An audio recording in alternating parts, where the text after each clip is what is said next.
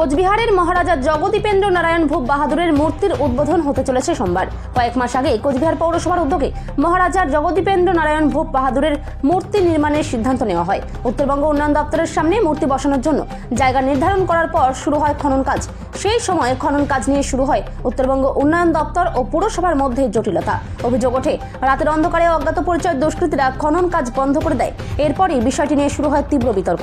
অন্যদিকে উত্তরবঙ্গ উন্নয়ন দপ্তরের সামনে মূর্তি বসানোর বিষয়ে কোনো রকম অবগত করা হয়নি বলে দাবি করেন মন্ত্রী উদয়ন গুহ। যদিও পরে তিনি জানান মূর্তি স্থাপনে তার কোনো আপত্তি নেই, তবে দপ্তরের মূল গেট থেকে কিছুটা সরে মূর্তি বসানো হলে দপ্তরের যাতায়াতে অসুবিধা হবে না। এ নিয়ে চলতে থাকে দীর্ঘ টানাপোড়েন। শেষ পর্যন্ত মুখ্যমন্ত্রী মমতা বন্দ্যোপাধ্যায়ের হস্তক্ষেপে কাটে সেই জট। এরপর থেকেই নতুন করে শুরু হয় মূর্তি স্থাপনের প্রস্তুতি।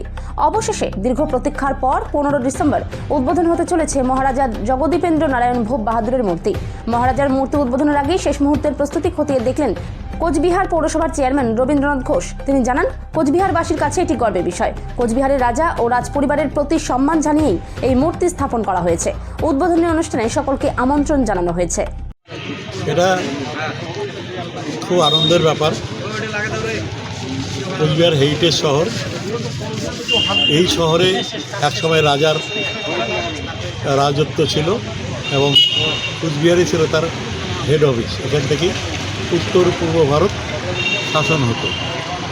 সেই রাজা মহারাজাদের মূর্তি না থাকায় আস্তে আস্তে রাজা মহারাজাদের যে পরিচয়টা সেটা প্রায় হারিয়ে যাচ্ছে।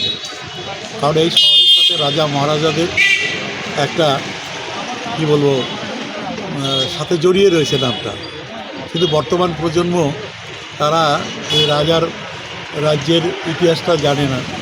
কারা কারা কখন রাজা ছিলেন, কারা মহারাজা ছিলেন, সেই পরিচিতিটা নতুন প্রজন্মের কাছে পৌঁছে দেওয়ার লক্ষ্যে কোচবিহার পৌরসভার উদ্যোগে আমরা রাজা মহারাজাদের কিছু মূর্তি আমরা শহরের বিভিন্ন স্থানে সেখানে বসানোর আমরা উদ্যোগ গ্রহণ করেছি।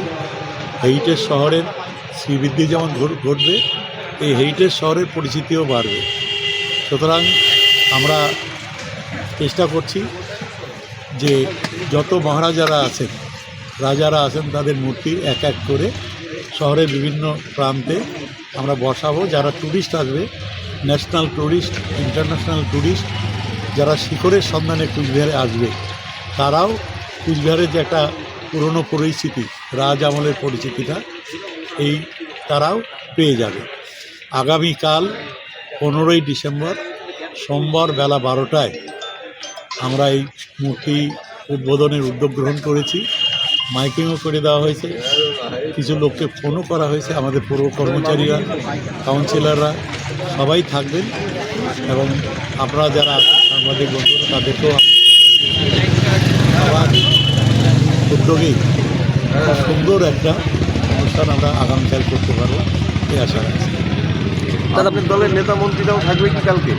এটা নেতা মন্ত্রীদের অ্যাকচুয়ালি অনুষ্ঠান নয়, এটা আপামর জনসাধারণ কুচবিহারে। কারণ এই রাজা মহারাজাদের প্রতি সবার একটা আবেগ রয়েছে। আমরা মাইকিং করে দিয়েছি, খবরের কাগজে দিয়েছি, আপনাদের সবাইকেই আমরা আমন্ত্রণ জানাচ্ছি, সবাইকে আমরা আসার জন্য আহ্বান জানাচ্ছি। দাদা, উন্নয়ন দপ্তরের সামনেই এই মহারাজার মূর্তি তৈরি হচ্ছে, সেখানে কি মন্ত্রী? সবাইকে আমন্ত্রণ জানানো হয়েছে, সবাইকে আহ্বান জানানো হয়েছে, আমন্ত্রণ জানানো, সবারই উপস্থিতি কামনা করছে। কত টাকা প্রজেক্ট দাদা? এটা মূর্তিটার দাম 1,98,000 টাকা, আর বাকি যা খরচ হয়েছে পার্ক বানানো, তারপরে বেদিটা বানানো আলাদা, এখনো হিসাব হয়।